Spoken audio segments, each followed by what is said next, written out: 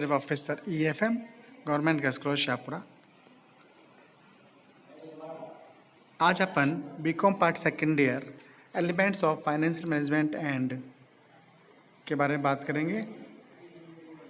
इसमें अपन एक चैप्टर पढ़ रहे थे कि फाइनेंशियल स्टेटमेंट जो होते हैं उनकी meanings, objectives and main financial statement with the revised schedule 6 के अनुसार अपन बात कर रहे थे। मैंने इसके संबंध में आपको कई बार नोट्स भी भेजे हैं और वीडियोज़ भी भेजे हैं, जिसमें अपन बात करते हैं कि मेन फाइनेंशियल स्टेटमेंट कौन कौन से होते हैं।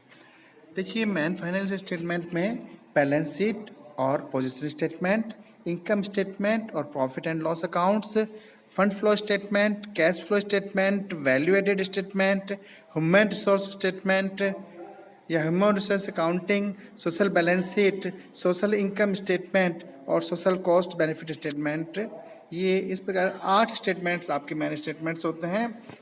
देखिए, इसमें से मैंने आपको बैलेंस शीट और पोजीशन स्टेटमेंट के बारे में अच्छे से अवगत करवा दिया था विथ वीडियोस, पूर्व वीडियोस और एक कंटेंट के द्वारा, PDF फाइल्स के द्वारा। इनकम स्टेटमेंट और प्रॉफिट एंड लॉस अकाउंट के बारे में मैंने आपको जानकारी दे दी थी। अब अपन बात करेंगे फंड फ्लो स्टेटमेंट। देखिए, फंड फ्लो स्टेटमेंट क्या होता है और ये क्यों बनाया जाता है, किसके लिए उपयोगी होता है, व्यवसाय के लिए किस प्रकार से उपयोगी होता है, इसकी जानकारी हमको प्राप्त करना आवश्यक है। और फंड फ्लो की जब बात करते हैं उसको हम हिंदी बोलते हैं कोष प्रवाह विवरण। कोष प्रवाह विवरण, कोष प्रवाह विवरण एक निश्चित समय के अंतर्गत व्यवसाय में प्रयुक्त कार्यशील पूंजी के परिवर्तनों को दर्शाता है। वर्किंग कैपिटल में कितने चेंजेस हुए उनको दर्शाता है। इसके अंतर्गत कार्यशील पूंजी के विभिन्न स्रोतों एवं उपयोगों का वर्णन किया जाता है कि वर्किंग कैपिटल के सोर्सेज क्या हैं और एप्लीकेशंस यानी यूजेज क्या है, उसके बारे में हम जानकारी करते हैं। कार्यशील पूंजी कोषों की प्राप्ति, व्यवसाय संचालन से लाभ, अंश पूंजी में वृद्धि, दीर्घकालीन ऋणों, स्थायी संपत्तियों व विनियोगों के विक्रय से प्राप्त व गैर व्यापारिक प्राप्तियों आदि से होती है। जब हम बात करते हैं कोषों की प्राप्ति किस किस से होती है, मैंने आपको बताया, व्यवसाय संचालन से लाभ, अंश पूंजी में वृद्धि, दीर्घकालीन ऋणों से, स्थायी संपत्तियों व विनियोग के विक्रय से आदि से प्राप्त होती है, गैर व्यापारिक प्राप्तियों से प्राप्त होती है। अब बात करते हैं कार्यशील पूंजी के यूजेस कौन कौन से होते हैं, कि उनका प्रयोग किस प्रकार किया जाता है, किस किस में होता है। तो व्यवसाय संचालन से जो हानि होती है वो हम यूजेस में शो करेंगे। स्थायी संपत्ति अर्थात दीर्घकालीन विनियोग के क्रय से हमारा जो पैसा जा रहा है यूजेस में। स्थायी दायित्वों के भुगतान के बारे में, अंश पूंजी के शोधन के बारे में, लाभांश भुगतान के बारे में व गैर व्यापारिक खर्चों और हानियों की पूर्ति आदि के रूप में हम यूजेस को शो करेंगे। यानी फंड फ्लो स्टेटमेंट के अंदर एक तो होता है क्या, एक तो होता है आपका सोर्सेज, इनकम कहाँ से आ रही है, उसके सोर्सेज के बारे में बात करते हैं। दूसरी बात करते हैं हम कि उसके यूजेस कौन कौन से होते हैं, और वो मैंने आपको डिटेल से बताया। अब बात करते हैं अगली हम फंड फ्लो स्टेटमेंट यानी रोकड़ प्रवाह विवरण। रोकड़ प्रवाह विवरण के अंतर्गत नकद के विभिन्न स्रोतों और उपयोगों का विश्लेषण किया जाता है। कैश की सोर्सेज क्या है और उनकी यूटिलाइजेशंस क्या है, उसकी एनालिसिस हम किसके अंदर करते हैं, रोकड़ प्रवाह विवरण के अंतर्गत किया जाता है। चालू संपत्तियों में नगद सबसे अधिक तरल संपत्ति होती है, cash is the liquidity form में। अतः व्यवसाय प्रबंधकों को यह जानकारी रखना आवश्यक है कि नगद कोषों के विभिन्न स्रोत क्या क्या हैं तथा रोकड़ के इन स्रोतों को व्यवसाय में किस प्रकार उपयोग लिया जा सकता है। रोकड़ प्रवाह विवरण एक विशेष प्रकार का विवरण होता है। जो अपना कैश फ्लो स्टेटमेंट होता है एक स्पेसिफाई होता है, जो दैनिक, साप्ताहिक, मासिक, त्रैमासिक, वार्षिक या अन्य निश्चित अवधि के अंतर्गत तैयार किया जाता है।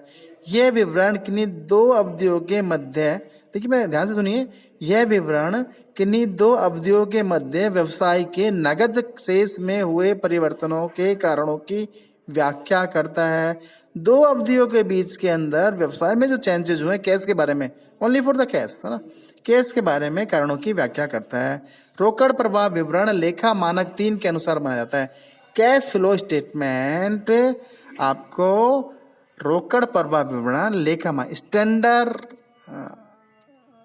के 3 के अनुसार बनाया जाता है। अगली बात करते हैं हम वैल्यू एडेड स्टेटमेंट। देखिए वैल्यू एडेड स्टेटमेंट को हम हिंदी में बोलते हैं मूल्य संवर्धन विवरण। क्या बोलते हैं? मूल्य संवर्धन विवरण। एक निश्चित समय सीमा के दौरान व्यवसाय द्वारा कच्चे माल के मूल्य में उपयोगिता वृद्धि को मूल्य संवर्धन के नाम से जाना जाता है। आई रिपीट अगेन, एक निश्चित समय सीमा के दौरान व्यवसाय द्वारा कच्चे माल के मूल्य में, जब मैं बात कर कच्चे माल के मूल्य में उपयोगिता वृद्धि को मूल्य संवर्धन के नाम से जाना जाता है। लेखांकन विचारधारा से के अनुसार मूल्य संवर्धन से तात्पर्य विक्रय मूल्य एवं सेवाओं से प्राप्त राशियों के योग में से बाहरी साधनों से क्रय किए गए माल एवं सेवाओं की लागत घटाने से जो राशि प्राप्त होती है वो वैल्यू एडेड स्टेटमेंट के अंदर होती है।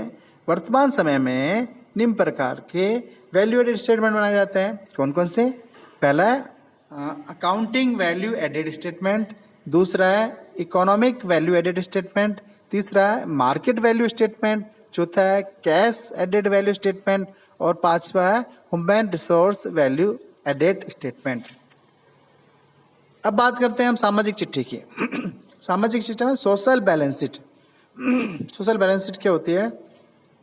सामाजिक चिट्ठी के अंतर्गत, नोट कीजिए, सामाजिक चिट्ठी के अंतर्गत आर्थिक चिट्ठी की मतों के अतिरिक्त, जो आर्थिक चिट्ठा मतलब बैलेंस शीट बना रहे हैं हम, उसके मतों के अतिरिक्त सामाजिक संपत्तियों एवं सामाजिक दायित्वों को दर्शाता है। सामाजिक संपत्तियों में मूलतः मानव संसाधन एवं सार्वजनिक हित हेतु प्रयुक्त संपत्तियों को सम्मिलित किया जाता है, जबकि सामाजिक दायित्व में संगठनात्मक ऑर्गेनाइजेशन इक्विटी एवं सोशल इक्विटी को शामिल किया जाता है। सामाजिक चिट्ठी का जो सबसे पहले जिन्होंने किया प्रादुर्भाव सर्वप्रथम क्लार्क बी एबेट ने किया था। क्लार्क सी एबेट, बी नहीं, क्लार्क सी एबेट ने किया था। अब बात करते हैं कि सामाजिक स्थिति विवरण का प्रारूप क्या होता है या सोशल बैलेंस शीट जो होती है वो किस प्रारूप में होती है। देखिए, एक तरफ तो हम लिखते हैं सोशल लायबिलिटीज और दूसरी तरफ लिखते हैं हम सोशल एसेट्स। अगर हम बैलेंस शीट की बात करते हैं तो एक बैलेंस शीट में एक साइड लिखते हैं, क्या लिखते हैं? लायबिलिटीज, और दूसरी साइड में क्या लिखते हैं? एसेट्स। लायबिलिटीज की साइड में लिखी जाती है, लायबिलिटीज लिखी जाती है लेफ्ट हैंड साइड में और एसेट्स लिखी जाती है राइट हैंड साइड में। तो जब बात करते हैं सोशल बैलेंस शीट की, तो सोशल बैलेंस शीट में सबसे पहला जो मद होता है सोशल लायबिलिटीज के अंदर ऑर्गेनाइजेशन इक्विटी, दूसरा सोशल इक्विटी। और अगर सोशल एसेट्स की बात करें, कौन कौन सी सामाजिक संपत्तियां बनाई हुई है उसने, तो सोशल इन्वेस्टमेंट के अंदर होता है बिल्डिंग्स, रोड्स, हॉस्पिटल्स, बसेस और ह्यूमन रिसोर्सेज। इन दोनों को हम मिला देते हैं, दोनों को मिलाने पर इन दोनों का योग लगभग बराबर होता है। एक चीज और होती है सामाजिक आय विवरण, जो बात करते हैं हम सोशल इनकम स्टेटमेंट।